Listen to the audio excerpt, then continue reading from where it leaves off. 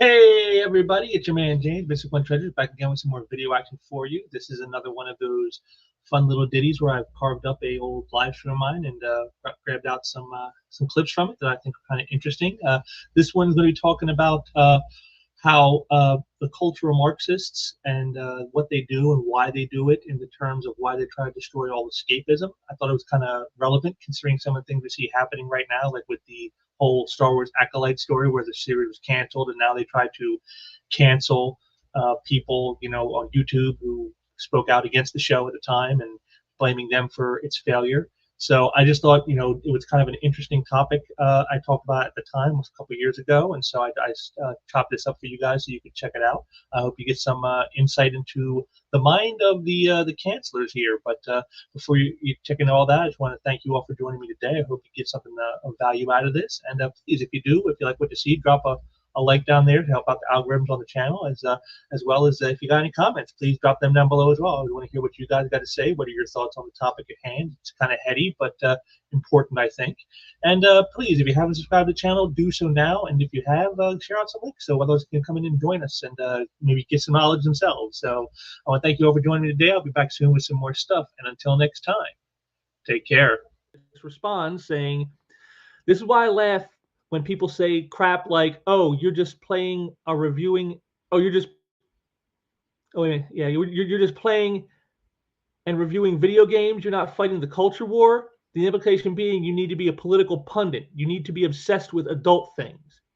You guys need to look up Antonio Gramsci. Gramsci is really the beginning of the modern cultural Marxism, and Gramsci's stipulated that the purpose of taking over seemingly banal entertainment, at the time it would have been movies and such, is not to propagandize, is to block off avenues of escape from politics. They want everyone to be political because as long as everyone's political, everyone's outraged. Because the Marxist's mind, which Antonio Gramsci was, this is ultimately going to spur the class conflict and fills the coffers of the communists, and down the road it spurs revolution." And there it is right there. There's the seed of it all.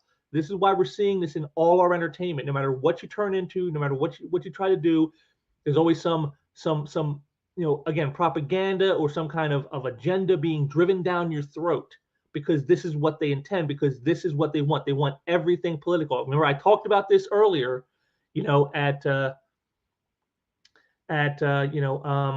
my sequential thinking stream, where I said, how always political equals constantly insufferable, and that's exactly what this is.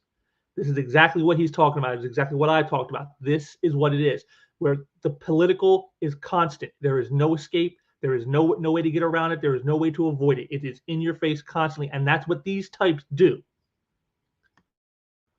That's what they want. And let's see. We'll scroll down here a bit to his next major point.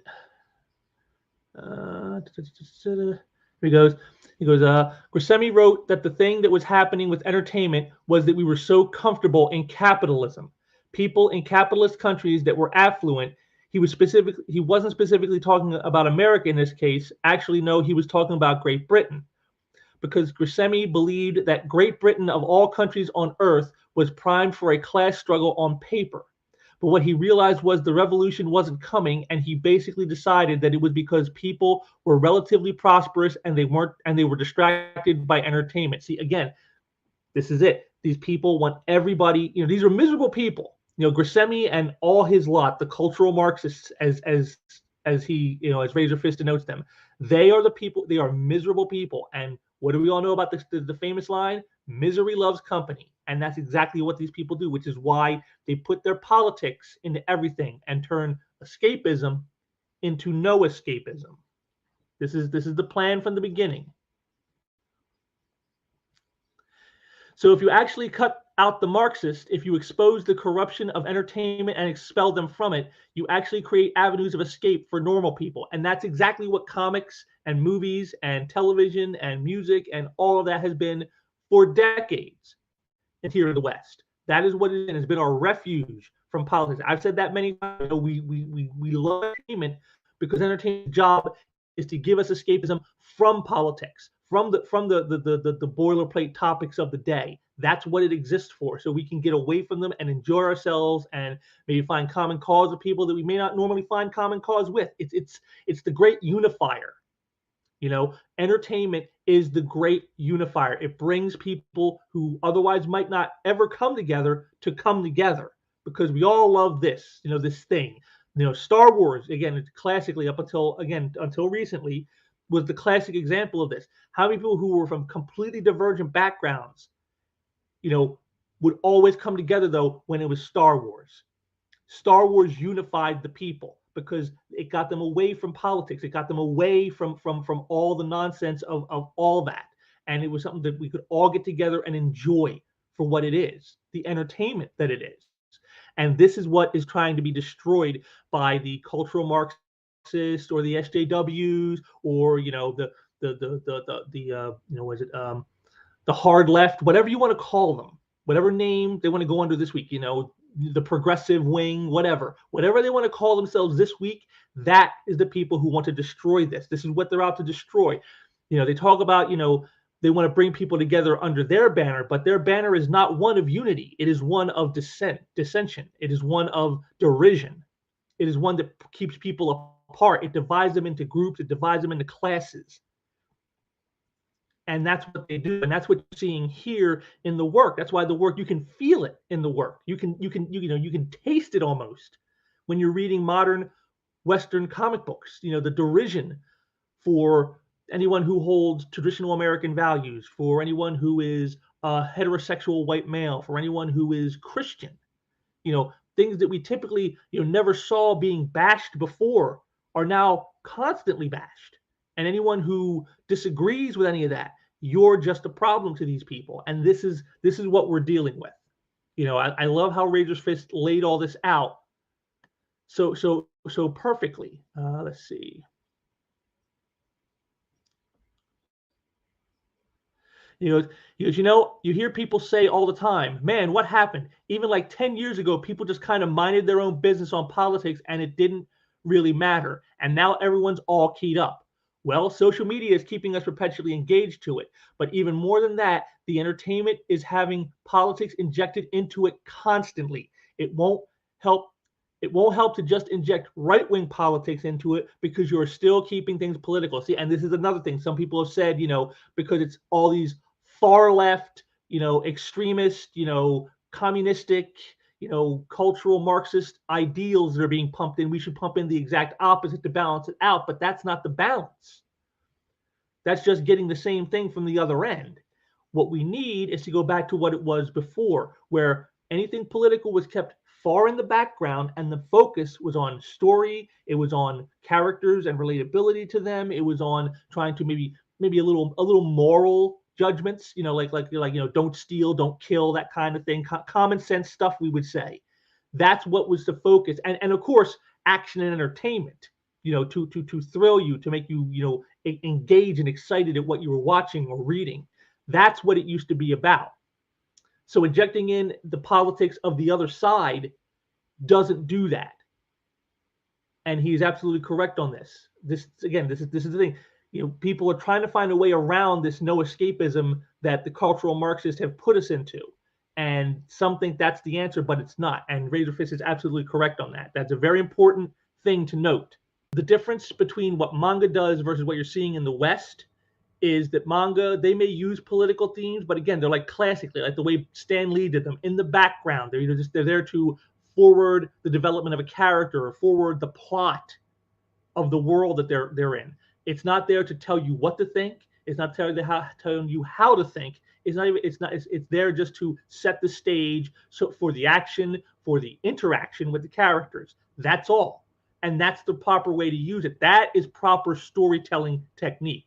Whereas in American comics today, it is clearly activist-oriented material. They are not doing this stuff because they think, well, it makes a good story or it's going to put it in the background and let them focus on the characters.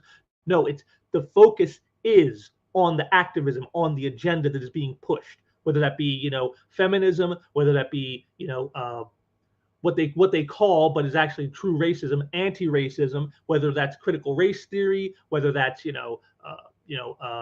class warfare of, of the rich versus the poor and all that stuff. Whatever it is, that's their focus, the activism of it. And that's the difference. And you can tell, because when you go ahead and read the work, it comes out that way. And I'm just gonna scroll down here to towards the end here, where we get the one quote from the guy who wrote this Screen Rant piece, because I want to get this.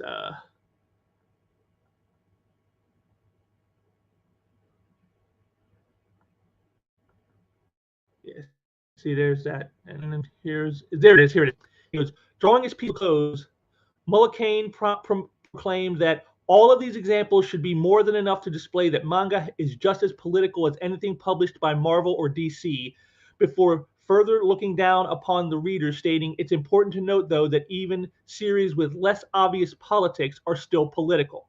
Works like Dragon Ball might not be so forward with their politics, but they still exist in a political context and still convey political messages, whether intended or not. For better or worse, all media is political in that all media reflects the values and beliefs of the culture in which it's created. See, and there it is, right there. Right there. Everything is political. Even the personal, even the private, even the professional. All of it. So you can't have a non-political story. Never mind that I could point to many great storylines that I grew up reading. The death of Superman. Where are the politics there?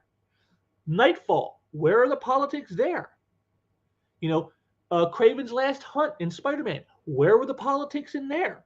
There were no politics. It was character interaction that drove those stories and action. There was no deep philosophical political messages in any of those stories, but yet they're all classic stories that everybody knows and that everybody loves. So this guy here you can tell he himself is a political partisan. He is part of the cultural Marxists who believe everything must be political. And they're even doing it now to try to draw in manga, because they see the success manga has had against American comics for the last 2 years. Just total domination on the charts. You've seen in the past live streams I've done. I've shown you folks. You've seen what they've done. How the book scan, the top 20 graphic novels of any given month, it's all manga. There's not a single Western American comic book anywhere to be found. They had to create a new category for it, a subcategory of superhero comics, graphic novels, so that you could see what they were selling, because they weren't breaking into the top 20 and top 25 at all. They weren't making those numbers. And so, see, this is the thing. It's not just our little corner that's suffering. They're trying to drag everybody and everything down with this stuff. And you would think that, supposedly activists are supposed to be out there trying to help people, to bring us together, to heal wounds, to make things better for all people, right? That's what they tell you they do.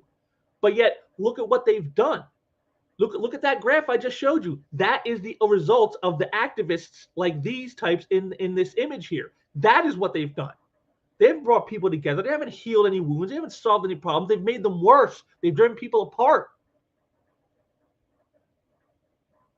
And now they're going and destroying any semblance of anything we can use to unify all our entertainment, our escapism, the things we used to use to bring people together, and they want to destroy that too. Because only by making everybody as miserable as they are can they ever hope to get the class warfare, to get the revolution that they want to see happen. Because if we have things that we can use to get away from it and keep us happy and keep us content and be friends with people who maybe don't agree with us on everything, they can never get the revolution. And that's what this all boils down to. They want the revolution. And to get it, they have to take away everything that can unify people of different backgrounds, of different, viewpoints. Everything that can break them apart, that is what they do. This guy, this Mega Man, he points it all out perfectly. Political theming and subject matter in a work doesn't mean it's political. Like most good entertainment, anime and manga are created to entertain, to give an escape to the reader to tell a story. If it has political theming, it is one tiny building block of the work. The problem with Western works today is they've lost the point of entertainment. Escapism is made to be unimportant and non-existent. Western stories are now just socio-political soapboxes and finger wagging with no substance, covered in a thin, barely existing story shell. Basically, Western works have become no fun allowed, and here are all my crazy political leanings and lunatic ideas. And if you disagree with my work, and if you disagree and my work doesn't succeed, you are some kind of racist, bigoted, etc., monster. And that's exactly it. Again, look at my past live streams I've done here. How many times have I shown you this exact thing? Some creator goes out and does a crappy book that's full of their own personal politics that nobody cares about. They ruin the characters they're working on if they're working on established icons. And when the reader base reacts and goes, yo, this sucks, then they come out and they attack that reader base and say, you guys are the bigots. Because you hate brown people, or you hate women, or you hate LGBTQ, or you hate, and that's what they do. This is exactly what we're seeing. And this guy, I just love this. Is so perfectly encapsulated of everything that is going wrong and exactly why escapism has become no escapism. This is it. It's no fun is allowed. Anything that could be fun, anything that can bring people together, even for a moment. Look at Dave Chappelle and when they tried to cancel Dave Chappelle. I mean, I've watched Dave Chappelle my entire life. The guy is hilarious. Even when he makes jokes at white guys' expense, I'm sitting there cracking up because he's funny. And people, white, black, Asian, Hispanic, gay, straight, man, woman, didn't matter. We all found him funny. We all laugh. I mean, look at some of his past comedy specials when he had live audiences, and you see the audiences dying. They're rolling in the aisles. He brought people together. He made us forget our troubles, and in fact used our troubles to make us laugh at them. That's great. That's exactly what people need today. We need that more than ever. I've said many times, like the Stooges and guys like John Ritter. Where are our mirth makers today? Where are the guys who make us laugh at ourselves? We need them now more than ever. And the few that we have who are willing to even do it, like Dave Chappelle, they try to cancel them. They try to destroy them. Why? Because they know that these guys bring people together, and they can't allow that. That's what this all boils down to: is disunity favors the cultural Marxists.